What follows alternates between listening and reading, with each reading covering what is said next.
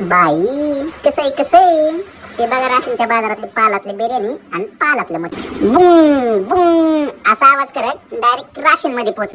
हे बघा, राशींचा एकच नंबर बाजार. सगळा बाजार फिरून घेतला आणि शेरड करड बघत बसलो.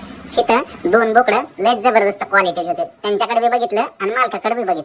म्हातारं कांदा चिरतय का रडतय कळलंच नाही. जोडीदारांनी पातेल्यावर नजर फिरवली. तेवढं झाल्यावर भाकरी बी गरम गरम आहेत का बघितल्या तर काम चालू होतं.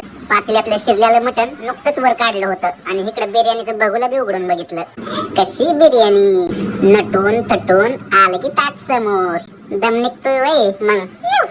असं पालात पंक्तीत बसून मटण खायची मजाच वेगळी असती. तुम्ही खाल्लंय का असं मटण कधी? शेवागानी लाजत लाजत सगळीच तरी काढून घेतली. माझं तोपर्यंत इकडं बिर्याणी उताव चालू होता. मला बिर्याणी लईच आवडली होती. तेवढ्यात सुपाचा बी दणका चालू होता. सुपात मांद्याचं प्रमाण इतकं जास्त होतं की सोडूच वाटत नव्हतं. बघा कसं आहे.